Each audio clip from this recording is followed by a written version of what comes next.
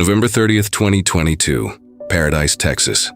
A quiet neighborhood, a Christmas package, a delivery driver finishing another ordinary route, and a little girl who had no idea that within minutes, her entire future would disappear. This is the heartbreaking case of 7-year-old Athena Strand, and the man who turned a routine delivery into one of Texas's most devastating child murder cases. Athena Strand was 7 years old. She loved Barbie dolls, she loved animals, she loved making people laugh. That afternoon, she had argued with her stepmother over something small, nothing unusual for a child her age. Her stepmother went to prepare dinner. Minutes later, Athena was gone. At first, everyone believed she was hiding. Children do that. They hide under beds, inside closets, behind furniture. But every room came back empty. Soon the family realized something was terribly wrong. Police flooded the small Texas town. Neighbors searched fields. Helicopters scanned the darkness. Volunteers refused to stop looking. The entire community prayed that Athena would be found alive, but investigators noticed something unusual.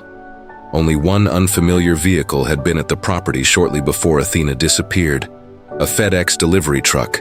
The driver, 31-year-old Tanner Horner. What started as a missing child investigation suddenly shifted towards something far more sinister. When investigators questioned Tanner Horner, his story changed. He claimed he had accidentally struck Athena with his truck while backing up, afraid of the consequences. He said he placed her inside the delivery vehicle instead of calling for help. But prosecutors later argued that evidence told a different story. Athena appeared alive and without serious injuries when she was taken into the truck. The accident explanation wasn't supported by what investigators eventually uncovered.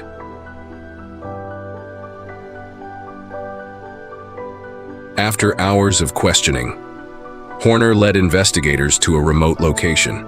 There, they found Athena. The search was over. Hope disappeared in an instant. A community that had spent 2 days praying was now grieving. It was one of those moments investigators never forget. The silence, the heartbreak, the realization that a child's life had ended far too soon. The evidence continued to grow. Investigators recovered digital evidence from inside the delivery truck, DNA evidence, witness testimony, and Horner's own admissions. As the case unfolded, prosecutors argued that Athena fought to survive. Every new piece of evidence painted a clearer picture of what had happened after she entered that truck. The investigation transformed what began as a confusing disappearance into a capital murder case.